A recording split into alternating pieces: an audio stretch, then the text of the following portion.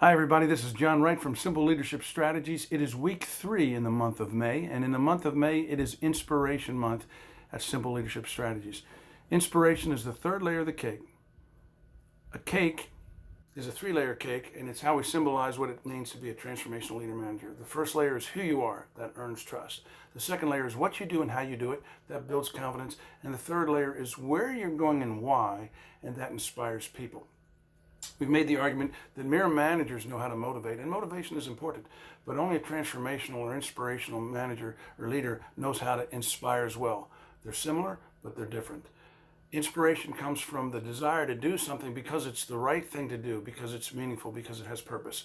In the first week, we talked about purpose itself and asking yourself and those around you the question why. Why do you do what you do? It's the why that inspires, much more than the what and the how.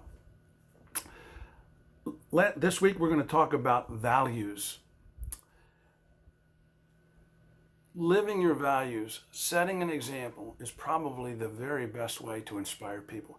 I did an interview just yesterday, and he had told me, I asked him, what's the difference between a mere manager and an inspirational leader?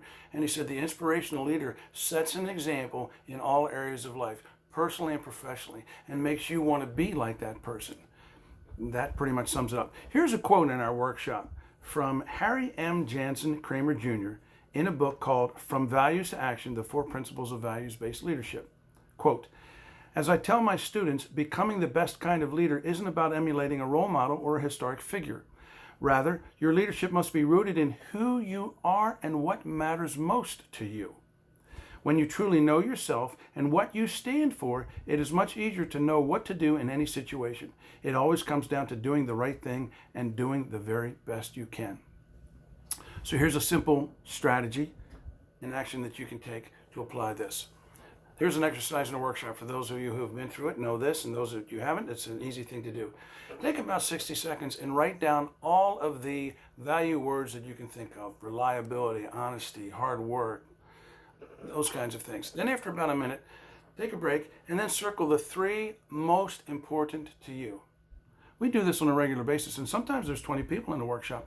I've never seen 2 people have exactly the same top 3 values.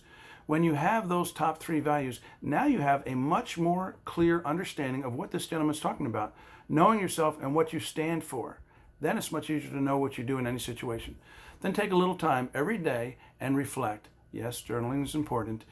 Take a look at those values and think back how you lived those values. Where did you excel? You probably excelled in more areas than you give yourself credit for, but when you catch yourself doing something right, you'll do more of them. You also will not make it sometimes, and when you recognize those, the sooner you recognize them, the sooner you can make corrections. So living your values is a great way to inspire action in others, and it's much easier to live your values if you are crystal clear on your own top 3 unique values. Have a great week, everybody.